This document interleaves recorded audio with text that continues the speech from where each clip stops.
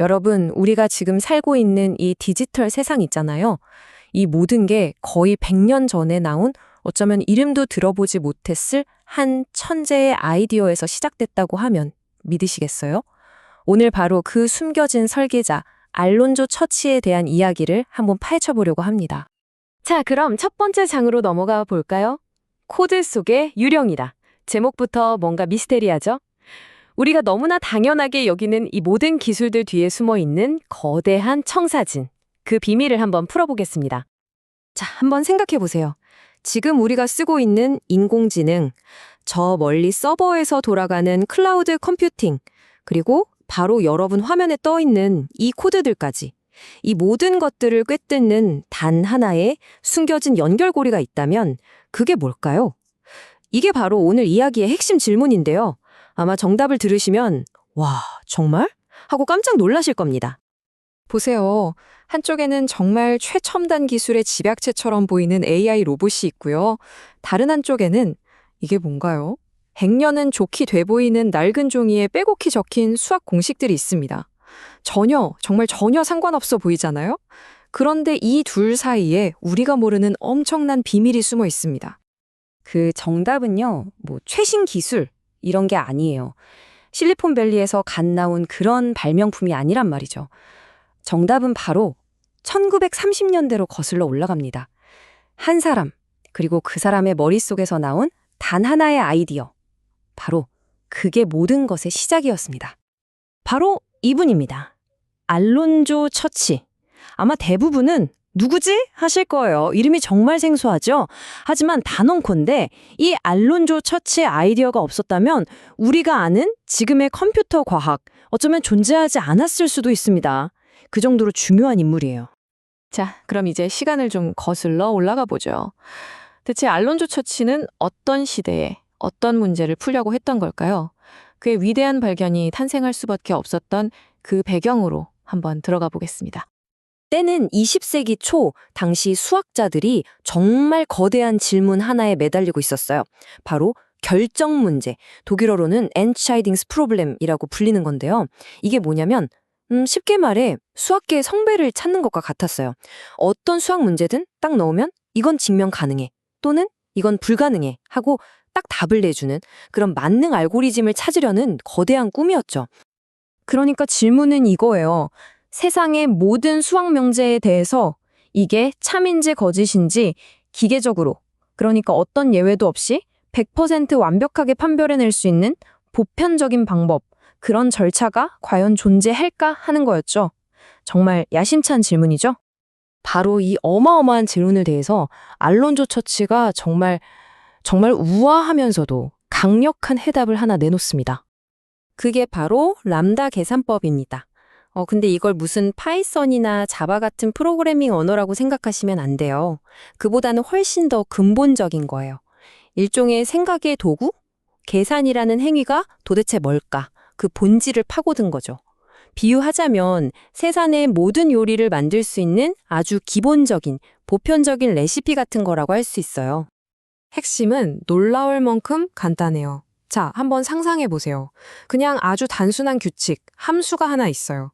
예를 들어 어떤 숫자가 들어오든 2를 더한다는 규칙이죠. 여기에 5라는 입력값을 넣어줘요? 그럼 결과는 뭐가 나올까요? 당연히 7이 나오겠죠? 너무나 당연하고 예측 가능한 결과잖아요. 람다 계산법은 바로 이겁니다. 이렇게 단순한 규칙들을 레고 블록처럼 착착 조립하고 조합해서 세상의 그 어떤 복잡한 계산이라도 표현해내는 보편적인 언어인 셈이죠. 이게 바로 그 람다 계산법을 나타내는 표기법인데요. 그리스 문자도 보이고 좀 추상적으로 보이죠. 하지만 중요한 건 겉모습이 아니에요. 핵심은 이 정말 단순해 보이는 기호 몇 개의 조합만으로 우리가 상상할 수 있는 모든 계산을 표현할 수 있다는 그 엄청난 힘에 있습니다. 자, 여기서부터 이야기가 더 흥미로워집니다. 알론조 처치가 미국에서 이 문제를 한창 연구하고 있을 때 저 멀리 바다 건너 영국에서도 똑같은 문제의 굴머리를 앓고 있던 또 한 명의 천재가 있었어요. 네, 바로 그 유명한 앨런 튜링입니다. 근데 정말 재밌는 건요. 두 사람의 접근 방식이 완전히 달랐다는 거예요. 처치는 방금 본 것처럼 아주 추상적인 논리와 함수로 이 문제를 풀려고 했고요. 튜링은 우리가 잘 알다시피 튜링 머신이라는 가상의 기계를 상상했어요. 긴 테이프를 기계가 읽고 쓰고 움직이는 그런 기계적인 단계로 접근한 거죠. 사실 튜링의 방식이 뭔가 그림이 그려지니까 좀 더 직관적이긴 하죠. 그래서 아마 튜링이 더 유명해졌을 수도 있고요. 하지만 진짜 놀란 건 뭐냐면 전혀 다른 길로 갔는데 도착한 곳은 똑같았다는 겁니다. 결국 이 두 위대한 천재의 연구는 하나로 합쳐져서 현대 컴퓨터 과학의 가장 근본적인 원리인 처치 튜링 명제가 됩니다. 이게 왜 중요하냐면 인류 역사상 처음으로 컴퓨터라는 기계가 풀 수 있는 문제의 범위가 어디까지인가 그 한계를 명확하게 정의했기 때문이에요. 정말 기념비적인 순간이었죠. 자, 그럼 좋습니다. 1930년대에 나온 이 엄청난 이론. 근데 이게 그냥 책 속에만 있는 추상적인 개념으로 끝났을까요? 전혀요. 지금부터 이 아이디어가 어떻게 시대를 건너뛰어 바로 여러분 주머니 속에 있는 스마트폰까지 오게 됐는지 그 놀라운 여정을 한번 따라가 보겠습니다. 이 타임라인을 보시면 그 흐름이 한눈에 들어오죠. 1930년대에 이론이 나오고 실제로 이걸 구현한 프로그래밍 언어 리스프가 나온 건 1950년대예요. 무려 20년이나 걸린 거죠. 이건 뭘 의미할까요? 그렇죠. 알론조 처치의 아이디어가 당시 기술 수준을 훨씬 뛰어넘는 너무나 시대를 앞서간 생각이었다는 뜻입니다. 하드웨어가 이 아이디어를 따라잡는데 20년이 걸린 셈이죠. 그리고 보세요. 90년대를 지나 현재에 이르러서는 자바스크립트, 파이썬, 우리가 아는 거의 모든 주류 언어에 이 철학이 녹아들게 됩니다. 보세요. 람다 개선법의 DNA는 정말 곳곳에 스며들어 있습니다.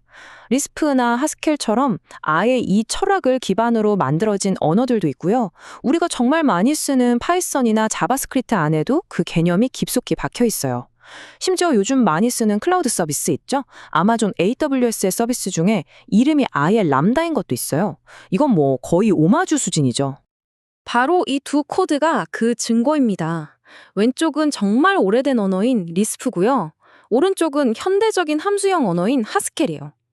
생긴 건 좀 다르죠? 하지만 그 근본을 파고들면 둘 다 알론조 처치가 1930년대에 제시했던 바로 그 아이디어, 그 공통된 DNA를 공유하고 있는 겁니다. 시대를 초월해서 말이죠. 이게 그냥 특정 언어에만 해당하는 얘기가 아니에요. 여러분이 지금 보고 계시는 이 화면, 이 웹사이트도 마찬가지입니다. 이 모든 걸 움직이는 자바스크립트 코드 안에도 알론조 처치의 철학이 그대로 녹아 있거든요. 덕분에 개발자들은 훨씬 더 깔끔하고 버그도 적고 예측 가능한 코드를 짤 수 있게 된 거고요. 와, 생각할수록 정말 대단하지 않나요?